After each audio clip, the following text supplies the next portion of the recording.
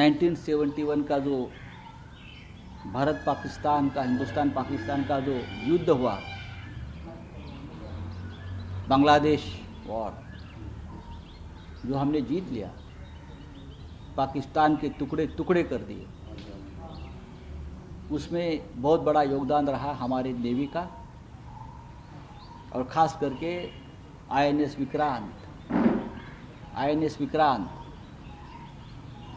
ये विक्रांत की स्थिति जब खराब हो गई,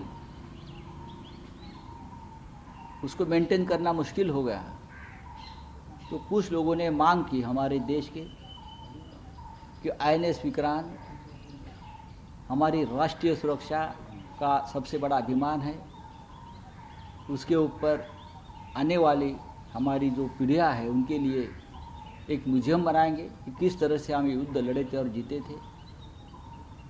तो युद्धपोत थी, तो लेकिन 200 करोड़ के आसपास उसके लिए जो फंड चाहिए था वो सरकार या केंद्र सरकार दे नहीं सकी। महाराष्ट्र से और पूरे देश भर से उसके लिए मूवमेंट चला। महाराष्ट्र से हमारे सभी पार्टी के नेता दिल्ली में आते थे। उस वक्त के डिफेंस मिनिस्टर एक एंथोनी हो या प्रधानमंत्री जी हो, सबको मिलते थे। उसमें अर्थात किरीट सोमैया भी थे। अगर सरकार की तरफ से हाथ खड़े कर दिए कि ये नहीं हो सकता है, तो महात्मा किरीट सोमैया ने एक मूवमेंट चलाया कि अगर सरकार के पास पैसा नहीं है, सरकार भिखारी है, तो आईएनएस विक्रांत के लिए, बचाने के लिए जितना भी पैसा चाहिए वो मैं इकट्ठा करके दूंगा। 200 करोड़ 300 करोड़ के आंकड़े बड़े बड़े लेते थे। उसने महाराष्ट्र की और देश की जनता को आह्वान किया, और पूरे महाराष्ट्र में और महाराष्ट्र के बाहर भी अपने वॉलंटियर्स के साथ सेव विक्रांत के टी शर्ट्स और जर्सी डालकर मुंबई के एयरपोर्ट्स, मुंबई के सभी रेलवे स्टेशन, मुंबई के सभी इलाके, वहाँ एक मूवमेंट चलाया पैसा इकट्ठा करने का। लाखों करोड़ों लोगों ने उस वक्त विक्रांत के नाम पर, हिंदुस्तान की स्वाभिमान के नाम पर लाखों करोड़ों रुपए उसमें डाल दिए। मुझे मालूम है कि मुझे कल 4 लोगों ने फ़ोन किया था कि हमने नेवी नगर में, जहाँ नौसेना अधिकारी रहते हैं, चर्चगेट स्टेशन में, चेंबूर में, ऐसे बहुत से इलाके हैं कि हमने उस डिब्बे में जो ये घुमा रहे थे, ये 5-5 हज़ार रुपया, 10-10 हज़ार रुपये की नोटें डाली है देश की। मेरे हिसाब से, मेरे पास जो जानकारी है, 50 करोड़ से भी ज़्यादा रकम उस वक्त ऑफिशियली जमा ये लोगों ने की। लोगों को लगता था कि ये सब पैसा जाएगा विक्रांत को बचाने के लिए। मिस्टर सोमैया ने उस वक्त सभी अखबारों में कहा था कि ये पैसा हम जमा करेंगे और ये पैसा हम राजभवन के अकाउंट में, उसका एक स्वतंत्र एक अकाउंट खोलकर जमा करेंगे, क्योंकि ये केंद्र सरकार से जुड़ा हुआ विषय था।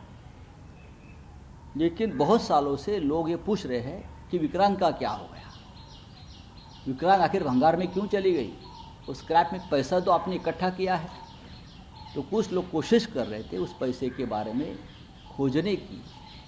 तो राजभवन जो है महाराष्ट्र का, राजभवन से अब जो हमें सूचना मिली है उसमें कहा है कि विक्रांत के लिए जो राशि जमा की गई थी, ऐसी कोई राशि इस कार्यालय में अब तक जमा नहीं की गई है। अगर ये राजभवन जो अभी आपके कब्जे में है, बीजेपी का एक हेडक्वार्टर बन गया है महाराष्ट्र का, वहाँ के अवर सचिव जी का ये लेटर है, अगर ये पैसा वहाँ जमा नहीं हुआ है तो ये पैसा कहाँ गया, किसके खाते में गया, किसके खिस्से में गया, पैसे का इस्तेमाल कहाँ गया। इतनी बड़ी रकम है, तो ये पैसा किसी ने पचाया है, खाया है और ढकार दिया है। तो महाराष्ट्र सरकार तो जांच करेगी, लेकिन केंद्र सरकार की सबसे बड़ी जिम्मेदारी है सीबीआई हो, इनकम टैक्स हो या उनकी चहती ईडी हो, ये सबके लिए मेरा आह्वान है, राष्ट्रीय सुरक्षा, देश की भावना, उनके साथ जो खिलवाड़ हुआ है, जो पैसे का खेल हुआ है, लोगों को फंसाया गया है, ठगा गया है, उनकी इंक्वायरी तो होनी चाहिए। लेकिन ये जो देशद्रोह का मामला बनता है, सीधा ये देशद्रोह का मामला बनता है। ये मामला चाहे आंकड़े में कम हो, बोफोर से या अगस्ता वेस्टलैंड से या राफेल से, लेकिन ये आंकड़ा देश ये मामला देश की सुरक्षा के साथ जुड़ा है। ये ऐसे व्यक्ति है किरीट सोमैया, वो सांस भी झूठा लेता है, झूठ तो बोलता ही है, उनके सांस भी झूठे हैं। ऐसे व्यक्ति को केंद्र सरकार ने स्पेशल प्रोटेक्शन दिया है।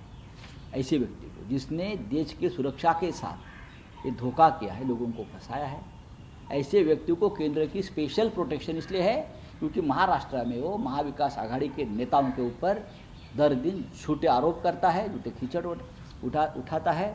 अब ये राजभवन का जो पत्र है, ये झूठ नहीं बोल रहा है। जैसे किरीट सोमैया झूठे कागजात दिखाते हैं ना, ये झूठ नहीं है लेटर। मैं सरकार से, दोनों सरकार से, मैं तो राज्य सरकार से अभी बात करूंगा, लेकिन मेरी जानकारी है कि महाराष्ट्र से कुछ retired army officers, navy officers in मामले में एक्शन लेने जा रहे हैं।